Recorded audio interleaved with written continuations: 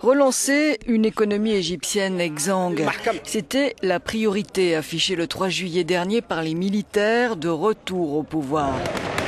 Mais leur bras de fer avec les frères musulmans, fidèles au président Morsi déchu, est venu compliquer l'équation. La répression violente menée par l'armée fait fuir les touristes et les investisseurs, et la menace de sanctions financières internationales plane sur le pays. Première ressource en devises de l'Égypte, le tourisme paie un lourd tribut à l'instabilité. Après avoir chuté dans le sillage du printemps arabe de 2011, le nombre de visiteurs était reparti à la hausse depuis l'an dernier. Mais l'objectif de 13 millions de touristes cette année semble peu réaliste. Depuis le 30 juin, début du soulèvement anti-Morsi, le touriste se fait attendre. Cette industrie qui assurait 10% du PIB et employait 12% de la population active est sinistrée. Le pays est politiquement instable, alors comment peut-il l'être économiquement, dit ce jeune commerçant.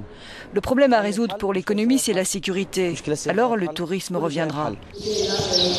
En attendant, depuis vendredi, les chancelleries occidentales déconseillent fortement la destination.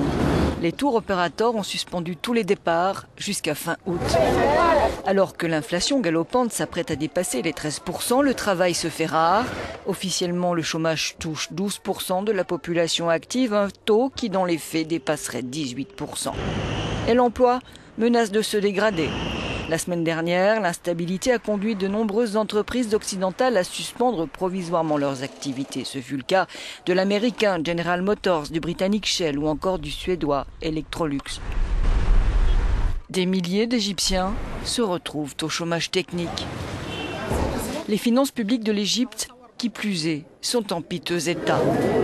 Le déficit budgétaire et la dette extérieure augmentent de façon exponentielle. Le pays n'évite la faillite que grâce à l'aide internationale. Celle du Golfe en tête. L'Arabie saoudite se dit prête à injecter le manque à gagner si les Occidentaux devaient suspendre leurs aides au Caire ou, moins probable, si le Qatar, proche des frères musulmans, retirait ses billes. Des aides qu'il faudra bien un jour rembourser. Pour l'heure, le gouvernement par intérim manque de légitimité pour imposer des coupes douloureuses et surtout politiquement inacceptables dans un pays où un habitant sur 5 vit sous le seuil de pauvreté.